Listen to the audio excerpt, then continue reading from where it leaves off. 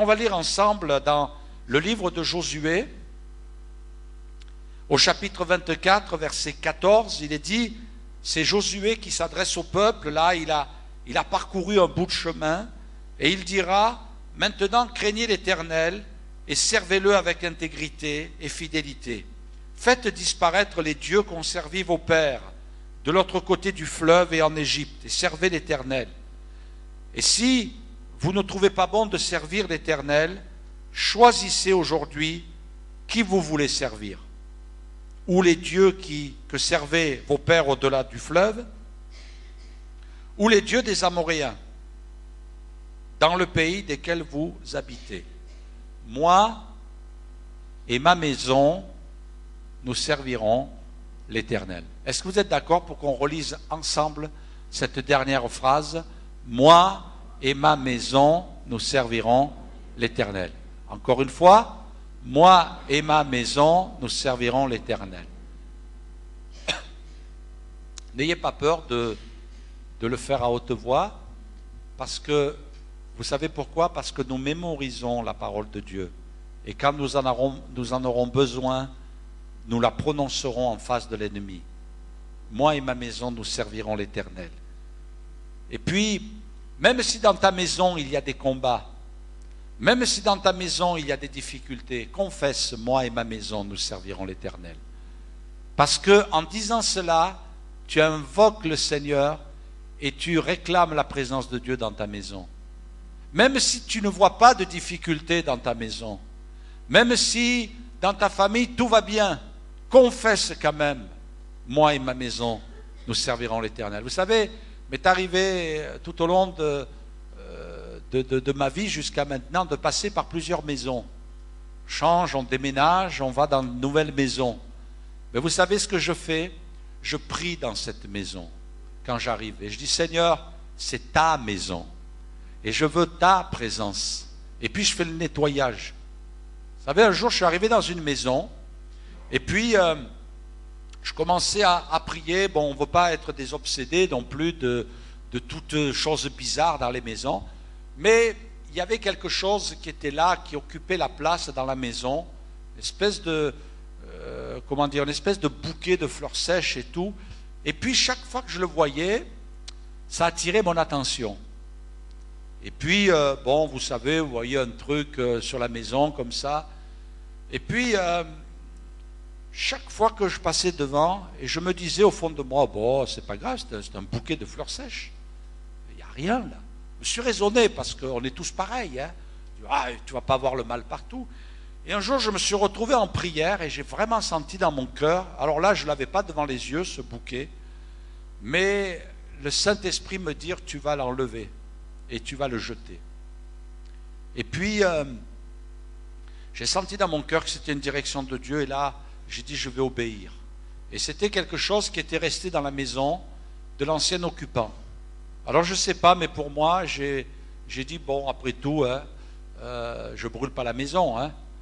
Je ne vais pas brûler la maison, mais je vais simplement brûler un objet. Dans le doute, je préfère même y aller. Et puis je l'ai pris, je l'ai mis dans la cheminée. Et je crois qu'on a besoin de dire moi et ma maison. Parce qu'on sait une chose, c'est que quelquefois, même l'ennemi, et je ne voudrais pas que vous soyez des superstitieux et que vous soyez inquiets, parce que ce n'est peut-être pas le cas, mais quelquefois il arrive que même des occupations, des logements soient occupés par l'ennemi. Mais quand nous entrons dans une maison, eh bien, c'est bon de prier. Même le Seigneur dira, vous pouvez annoncer que la paix soit sur cette maison. Les Israélites, inspirés de Dieu, bien sûr, écrivaient sur les poteaux de la maison la loi de Dieu. Hein? Alors, c'est sûr qu'on n'est pas des superstitieux, c'est pas en mettant une croix ou en mettant un verset, mais c'est de dire, Seigneur, je te consacre cette maison. Mais on veut aller plus loin, et ce matin, je voudrais vous amener plus loin dans cette réflexion. Ce n'est pas le bâtiment, mais c'est ce que nous sommes, nous, qui est important. Josué a dit, moi et ma maison, nous servirons l'Éternel. Et c'est vrai que dans notre maison, il y a des choses qui doivent passer, mais il y a des choses qui ne doivent pas passer aussi. Ayez le courage aussi de vous interdire à certaines choses, certaines émissions de télé, certains films, certaines musiques, certains sites d'internet chez vous. Je crois que priez pour ça. Moi et ma maison, nous servirons l'Éternel. Que dans ma maison, l'Éternel se sente bien. Que dans ma maison, l'Éternel soit le premier en place. Et refusez-vous de confesser des choses, de dire des choses dans votre maison, de prononcer ces choses, des choses qui pourraient déplaire à Dieu. Quelquefois, sous l'énervement, sous la dispute, on pourrait prononcer des paroles qui ne glorifieraient pas Dieu, telles que si ça ne va pas, on va divorcer, et si tu continues, je te mets dehors de la maison, en parlant de son fils ou de sa fille, et puis ici c'est comme ça, et puis Seigneur, moi et ma maison, je veux qu'il y ait le parfum de Dieu dans ma maison, et qu'il y ait même des confessions de Dieu dans ma maison. Refusez que dans votre maison, ce soit un lieu de critique, un lieu où on va parler mal des uns et des autres. Moi, je suis surpris quelquefois de gens qui prient et qui disent j'écoute bien leurs prières et j'apprécie leurs prières en disant Seigneur, oh, qu'il n'y ait pas de critique. Seigneur, arrête les critiques. Mais des fois, je me pose des questions. Je me dis, mais il y a des gens, on a l'impression, et ce n'est pas l'encontre de ceux qui prient que je dis ça, hein, non, non, absolument pas, mais de ceux à qui ils pensent quand ils prient. Mais je me dis, mais est-ce qu'on peut vivre une vie chrétienne en critiquant toujours? Moi, je me dis, c'est pas possible, c'est que la personne, elle est complètement rétrograde. Il y a des gens, il faut qu'ils critiquent, qu'ils se nourrissent de ça. Vous savez ce que ça révèle? Ça révèle un problème psychiatrique. Ah ouais, je vous l'assure, peut-être ça vous surprend que je dise ça dans une église, mais c'est vrai, si ça peut nous arriver, attention, quelquefois de dire, tiens, telle situation, bon, on peut quelquefois glisser, mais des gens qui ne vivent que dans ça, je ne sais pas s'il y a quelqu'un ce matin qui est dans ce cas-là, il faut te faire soigner, hein. C'est que tu as un problème. Ah non, véridique, c'est que tu as un problème avec ta propre vie, et si tu ne veux pas te faire soigner, viens à l'imposition des mains, on va prier pour toi. Non, non, mais je suis sérieux, c'est qu'il y a un sacré problème dans ta personnalité, dans ton caractère, dans ta vie, parce que si tu démolis les gens, c'est parce que tu te sens vraiment petit et que tu cherches à t'élever en mettant le pied sur la tête des gens. Il y a des gens, ils vivent que pour ça. Et je ne parle pas, mais ça, bon, je pense qu'il n'y en a pas ici. Mais quelquefois, des gens qui calomnient, qui inventent des histoires, parce que ça existe aussi. Tiens, j'ai appris dernièrement qu'il y avait une méthode politique qui, les candidats, pas ceux qui sont en train de se préparer, j'espère, mais c'était un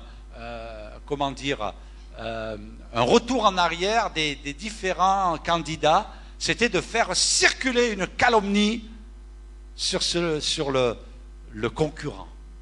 Ah, c'était une tactique politique. Mais je peux vous assurer d'une chose, c'est que ça ne marche pas dans l'Église. Hein. Parce que moi je sais une chose et je l'ai expérimenté, et mes pasteurs me l'ont enseigné quand ils me formaient. Ils me disaient, attention à une chose, parmi tant d'autres. Ils m'ont donné quelques points forts pour le ministère. Mais ils m'ont dit, sois pas trop dur avec les autres, parce qu'un jour ça risque de t'arriver. Ah, ça m'a fait peur, hein. Et ça calme, je peux vous l'assurer. Et j'aimerais vous dire, chacun d'entre nous, adoptons-le aussi, que dans ma maison, Seigneur, on serve l'Éternel. Alléluia.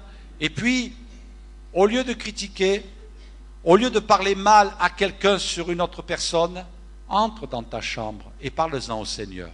Même si tu vis un moment difficile avec cette personne. Moi, il m'est arrivé de vivre des moments difficiles avec des gens. Je suis allé en parler au Seigneur. Eh bien, ça marche quand on en parle au Seigneur, parce qu'il nous calme, le Seigneur.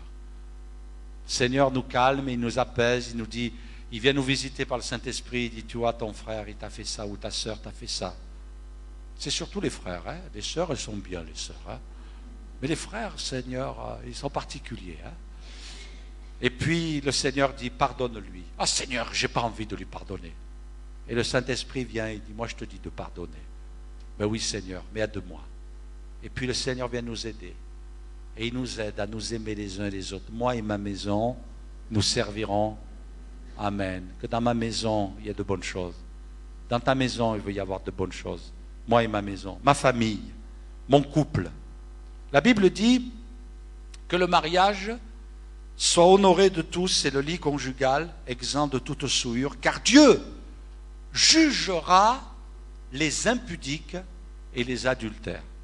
Vous savez ce que c'est la différence entre les impudiques et les adultères? Vous le savez? S'il y en a qui le savent, levez la main. Personne ne le sait. Quelle est la différence entre un impudique et un adultère? Oui, vous le savez, mais bon, ça va alors. Moi, je l'ai appris il y a quand même assez longtemps. Un impudique, c'est quelqu'un qui va avoir une vie sexuelle déréglée en dehors du mariage, c'est-à-dire qui n'est pas marié. Une vie sexuelle débridée, une vie sexuelle déréglée et qui n'est pas marié. Un célibataire qui vit dans le péché sexuel, c'est un impudique. Tandis que celui qui vit le péché sexuel dans le cadre du couple, il est adultère. Et c'est, du moins, bien sûr, les deux peuvent se regrouper, mais celui qui est célibataire, il ne peut pas être adultère. On est d'accord? Mais celui qui est marié et qui connaît des dérives sexuelles, il est adultère. Et la Bible dit que Dieu va juger. Moi, j'étais impressionné. Vous savez, quand on est serviteur de Dieu, on lit la Bible, c'est la moindre des choses, et puis Dieu nous parle. Et j'étais impressionné, il y a quelques mois en arrière, de remarquer combien Dieu parle souvent de tout ce qui touche à la sexualité, aux dérives sexuelles, aux problèmes de couple. Dieu en parle souvent dans la Bible. Et puis, Dieu exerce un jugement. En fait, si notre société va mal aujourd'hui, si notre monde va mal, est-ce que ce n'est pas un petit peu aussi à cause de ça? Moi, je suis impressionné ce matin, je ne veux pas être un homophobe, je ne vais pas parler de la personne, mais je vais parler de la pratique, c'est-à-dire de l'homosexualité. On aime les personnes et nous devons les aimer, quels qu'ils soient. Mais les pratiques elles-mêmes, nous pouvons et nous devons les dénoncer, parce que la parole de Dieu les dénonce. Et il ne faut pas qu'on entre dans un discours léger. Moi, je suis surpris, et ce matin, ce n'est pas chacun d'entre vous, vous laissez résonner aussi dans votre cœur vos convictions, mais je crois qu'avant d'avoir des convictions politiques, il faut que nous ayons des convictions chrétiennes. Amen. Moi, avant le président de la République ou l'élection du président de la République, moi, avant ça, il y a Dieu. Comprenez? Moi, si le candidat, il me propose de m'augmenter le salaire, de me donner une retraite plus tôt, s'il me propose de me porter l'argent à la maison à la fin du mois sans que j'aille travailler, c'est vrai que c'est intéressant, mais ce n'est pas ma priorité. Je ne sais pas vous, mais ce n'est pas votre priorité. On est dans une église, et puis on est dans une église parce qu'on est chrétien.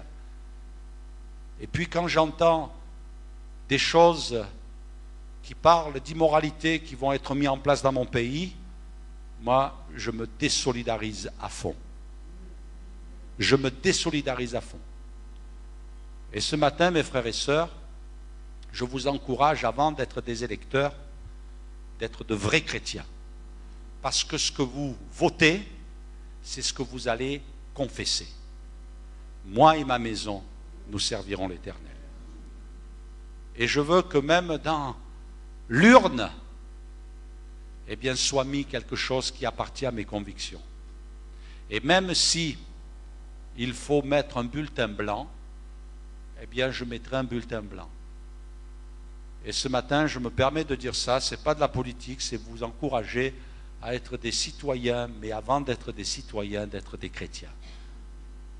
Et il y a des choses, je ne peux pas les accepter. Et puis, on a besoin de prier pour l'homosexualité. On a besoin de prier pour l'avortement. On a besoin de prier pour l'euthanasie. On a besoin de prier pour ces choses-là, pour qu'elles ne prennent pas place dans notre pays. Et il faut demander à Dieu sa grâce sur notre pays, parce qu'on sait une chose, et ça je vous le dis mes frères et sœurs, que si nous acceptons ces choses-là, ça sera une malédiction pour notre pays. Ça sera une malédiction pour notre famille. Ça sera une malédiction pour nos enfants. Ça sera une malédiction pour nos petits-enfants. Et je crois qu'il faut prier. Et je me réjouis, parce que dans le cadre du jeûne et prière, nous avons entendu beaucoup de frères et sœurs qui ont prié. Et qui ont dit, Seigneur, bénis les élections de notre pays. Et vous avez raison. La Bible dit de prier pour ceux qui sont élevés en dignité, pour les rois, pour ceux qui gouvernent.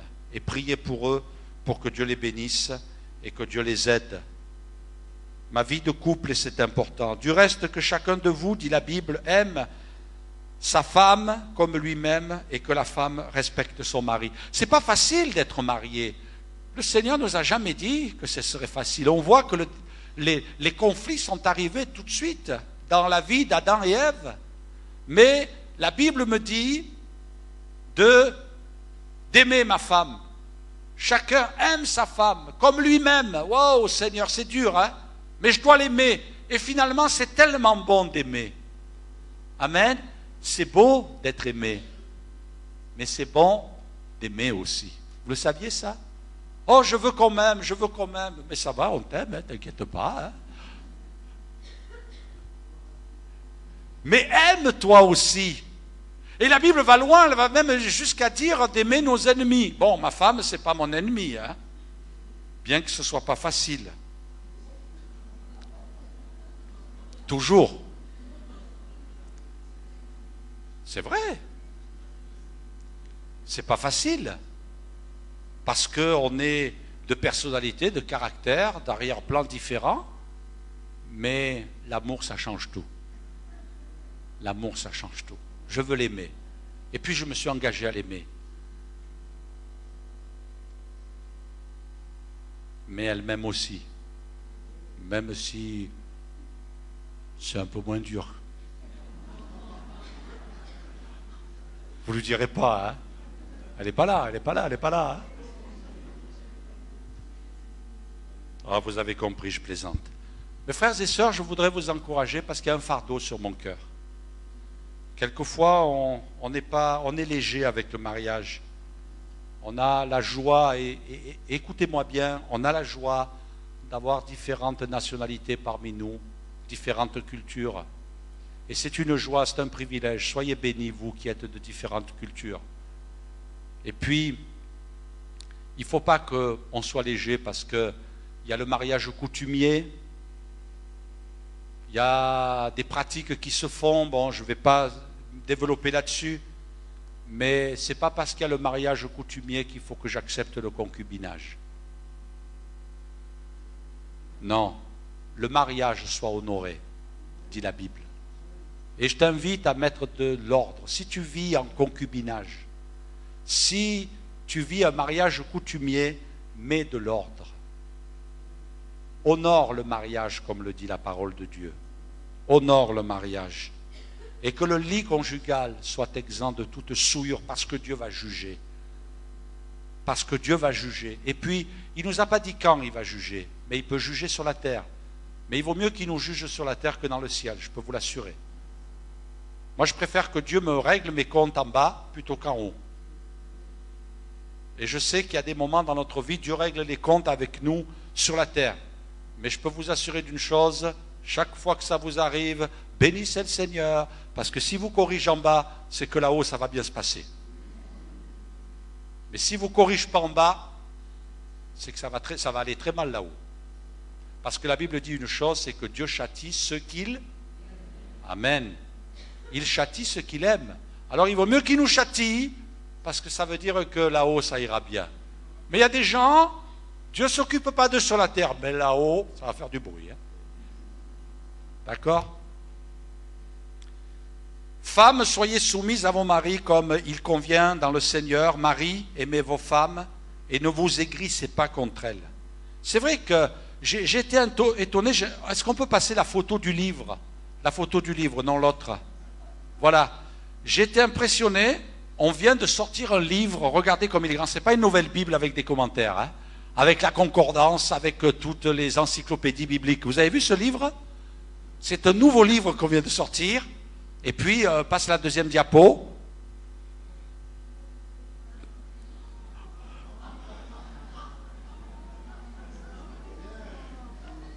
C'est pas de moi, hein? C'est pas de moi. J'ai trouvé ça par hasard. Oh, ça doit être un machiste qui a fait ça, hein? Qu'est-ce que vous en pensez là? Comprendre la femme, regardez. Ils ont mis les 15 volumes en un livre. Ah oui, non, c'était un petit peu d'humour, c'était pour vous détendre. Ne m'en voulez pas. Est-ce que, allez, cette fois on va se venger, mesdames. On va se venger. Alors passe la première diapo. Les hommes sont lâches, égoïstes et immatures. Et là, la dame à côté, elle dira la femme est l'égale de l'homme. Allez, on va verser un petit peu plus dans le romantisme maintenant. 6 clés d'un couple heureux. Regardez le Titanic. Oh, qui sont beaux. Aïe, aïe, aïe. J'étais impressionné de découvrir que dans une revue qui s'appelle Psychologie, eh bien, il y a des valeurs qui sont annoncées et puis qui sont intéressantes. Un psychologue s'est penché sur les 6 clés d'un couple heureux. Accepter l'autre tel qu'il est. Premièrement. Deuxièmement, partager des valeurs morales. Oh, nous, on peut rajouter des valeurs spirituelles aussi. Hein? C'est bon de se marier dans le Seigneur, dit la Bible. La Bible dit, si elle se marie en parlant d'une femme qui passe par le veuvage, qu'elle se marie dans le Seigneur. Et les jeunes filles et les jeunes hommes célibataires, mariez-vous dans le Seigneur. C'est bien de vous marier dans le Seigneur. Troisièmement, un lien d'amitié. C'est bon d'être amis dans le couple. Des paroles partagées, une entente sexuelle et des projets, des rêves ensemble. Oh, moi, je trouve que ça va bien dans la vie chrétienne, c'est tout ça. Je voudrais parler maintenant, moi et ma famille, on a parlé du couple, moi, ma famille, mes enfants. Mes enfants. Vous avez remarqué que notre génération, elle est un petit peu bizarre. Les nouvelles générations, regardez la tête qu'il a. Déjà, il est en colère. On ne sait pas contre quoi. Ce n'est pas la photo de mon fils quand il était petit. Hein. C'est la photo d'un fils de quelqu'un qui est dans l'église là ce matin. Non, on ne sait pas qui c'est. La Bible dit que même si les enfants sont là avec les poings fermés, la Bible dit instruis l'enfant selon la voie qu'il doit suivre. Et quand il sera vieux, il ne s'en détournera. Amen. Quand tu sèmes la parole de Dieu, elle est semée. Et je voudrais vraiment vous encourager, mes frères et sœurs, à être vraiment d'un très grand sérieux à l'égard de l'éducation de vos enfants. Les enseigner, les amener vers le Seigneur, les amener au culte le dimanche matin, les amener à prier. Quand ils pleurent dans leur chambre, priez avec eux. Vous tenir devant Dieu avec eux. C'est des choses qu'ils n'oublieront pas. Et quand bien même ils passent des moments difficiles, eh bien Dieu les bénira. Vous savez que la Bible nous dit d'instruire.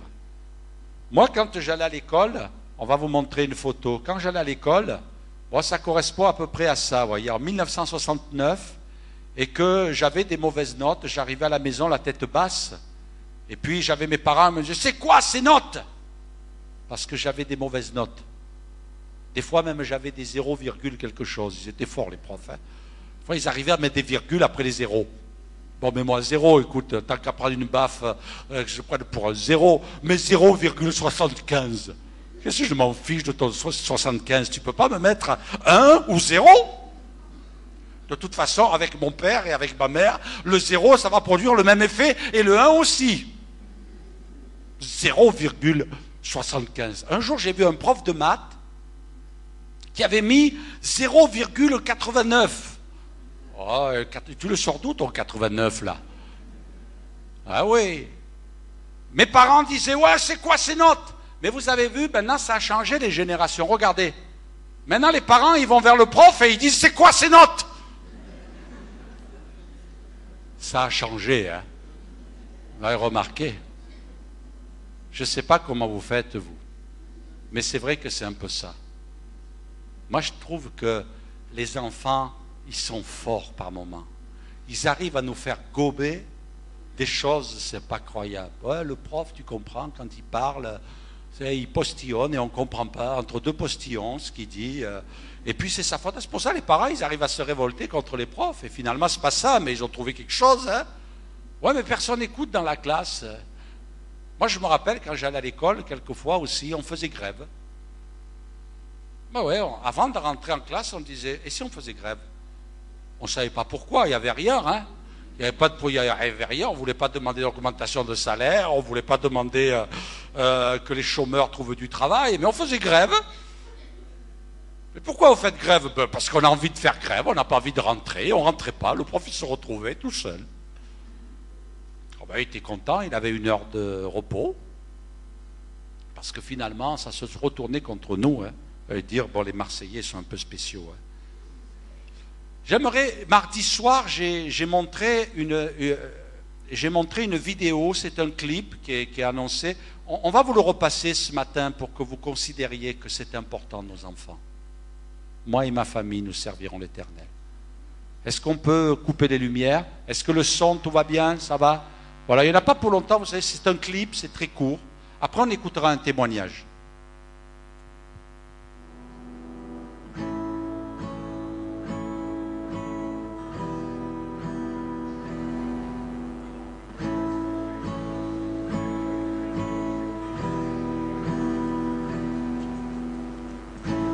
Looks like rain again today.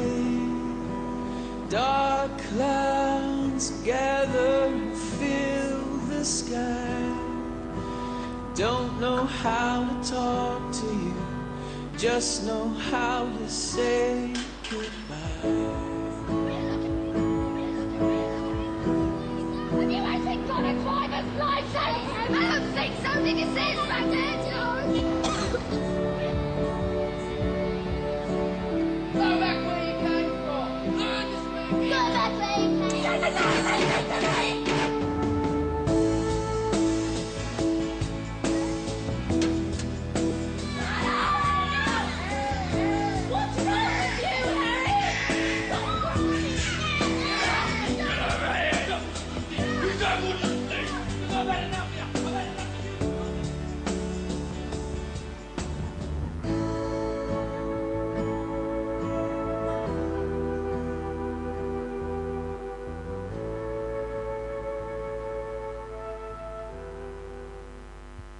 Je ne sais pas qui c'est qui a fait cette vidéo, mais il aurait pu être un chrétien.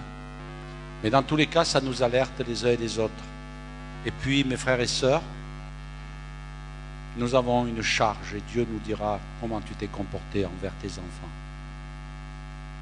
Je me rappelle, et je voudrais apporter ce témoignage ce matin, je me rappelle un jour avoir eu au volant une mauvaise attitude.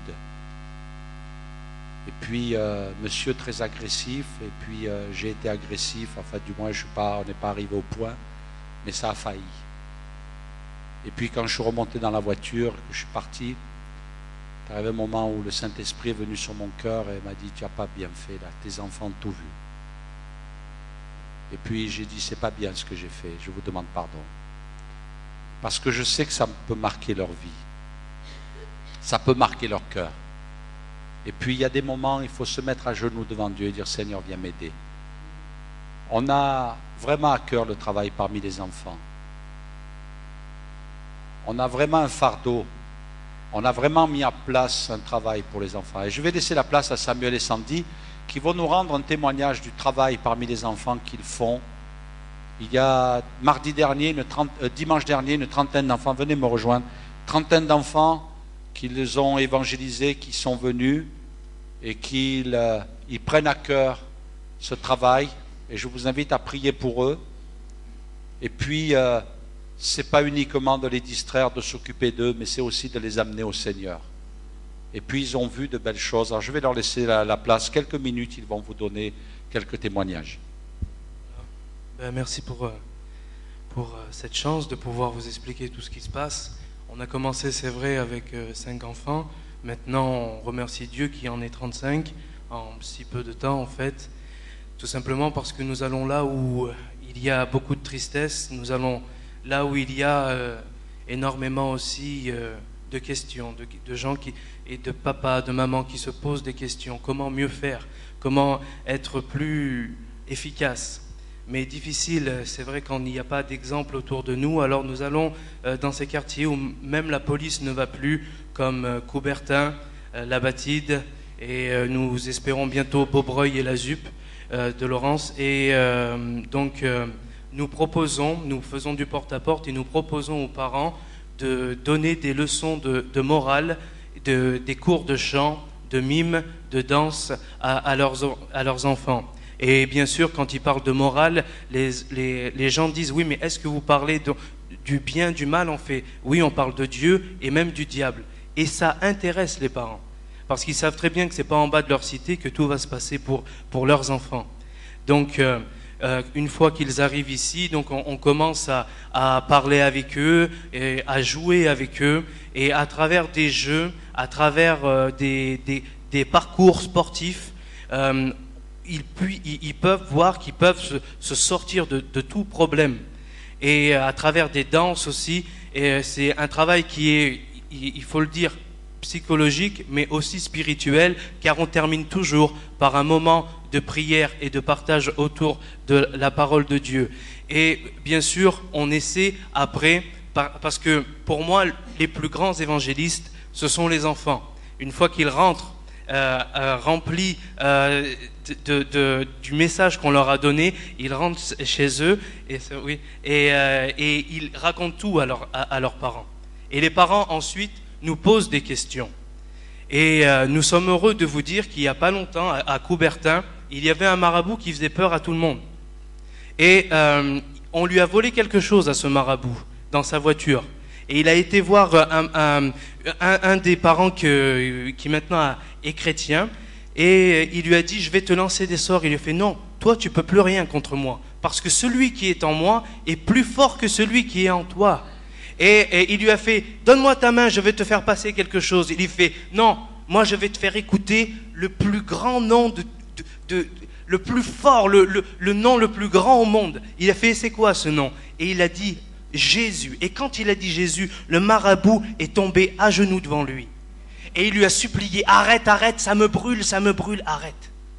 Il n'y a pas si longtemps, j'ai été voir une femme, parce qu'elle m'avait invité, et elle m'a dit, mon enfant est en train de mourir. Il s'appelait Lorenzo, et viens, prie avec nous. Et on a prié, et on a prié des heures, et même des nuits aussi. Et à la fin, et c'est vrai, la grâce de Dieu est arrivée, alors que les docteurs disaient, il faut débrancher votre enfant.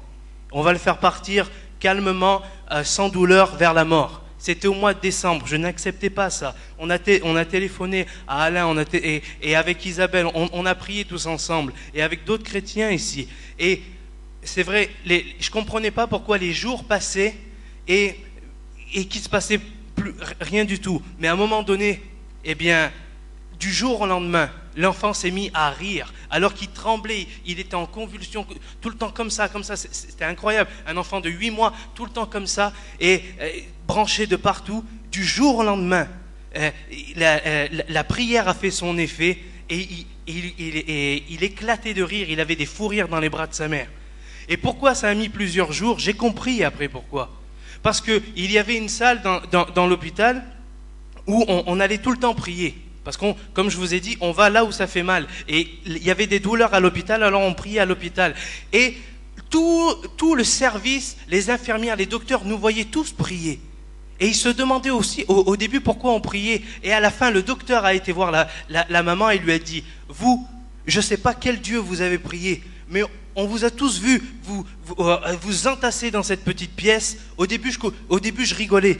Mais je peux vous dire que votre Dieu, c'est un vrai Dieu. Parce que moi, j'ai rien fait. On n'a rien changé au niveau des médicaments, mais il s'est passé quelque chose d'extraordinaire. Il s'est passé, franchement, un miracle. Un miracle. Et c'est le docteur qui a dit ça. Donc, c'est vrai, il se passe quelque chose au niveau quand on rentre dans une famille.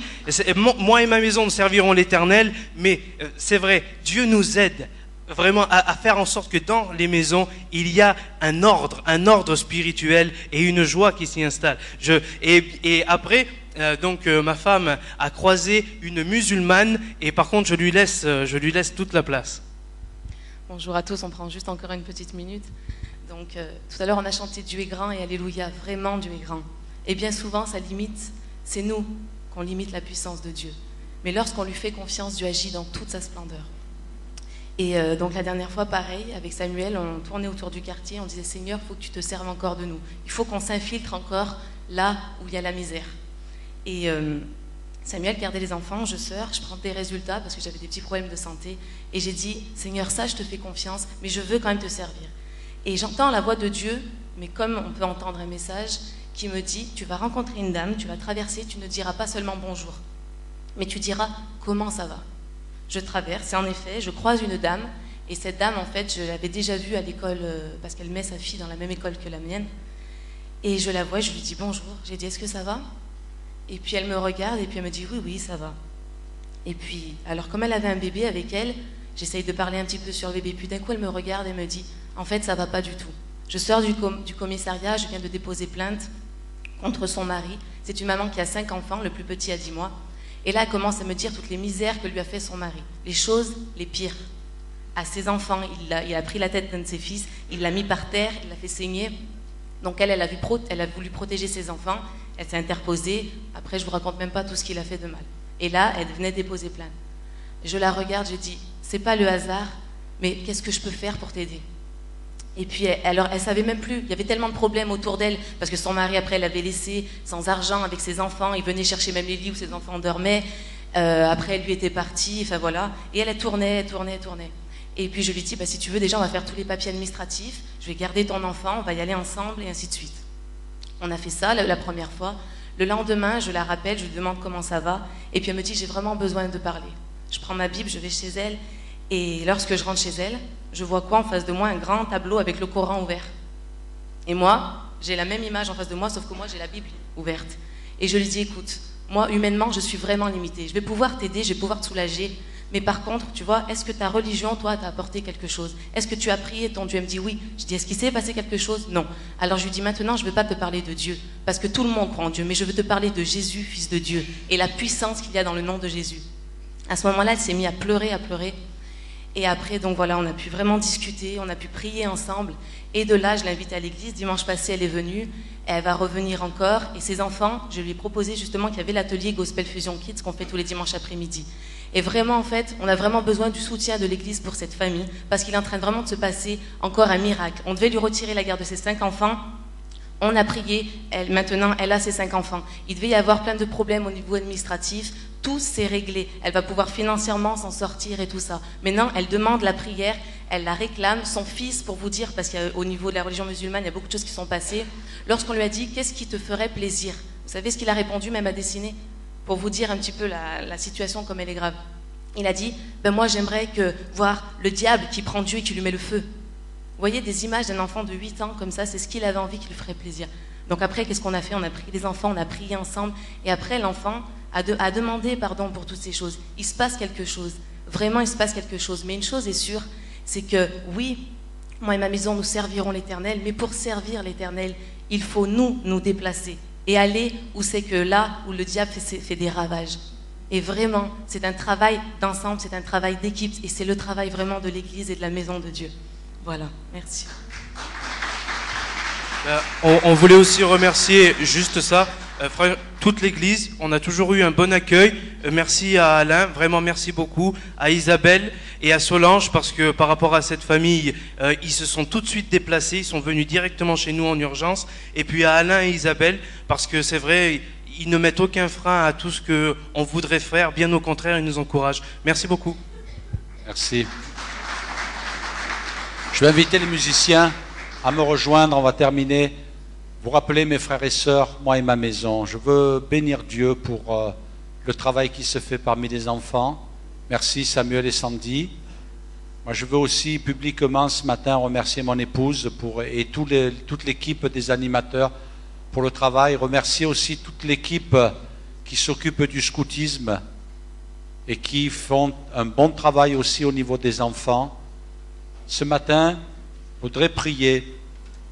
Moi et ma maison, nous servirons l'Éternel.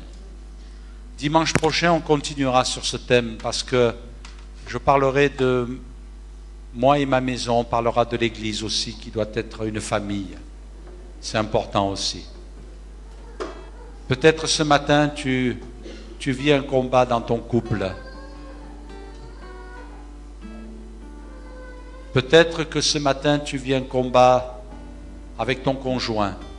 Peut-être que tu vis un combat parce que tu n'es pas marié, tu vis avec quelqu'un. Un peu comme cette femme samaritaine. Peut-être que tu es un petit peu comme la femme adultère, tu as été rejeté et tu as des menaces sur ta vie.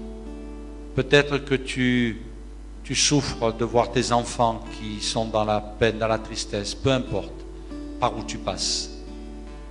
Mon frère, ma sœur, mon ami, loin de nous de juger, de te repousser, de te condamner, de te rejeter. Non, au contraire, on te dit, viens à Jésus. Il ne met pas dehors celui qui vient à lui. Et nous allons prier avec toi. Peut-être tu dis, il n'y a pas de solution. Oui, il y a une solution. Amen. Dis simplement, je ne connais pas la solution, mais il y a une solution.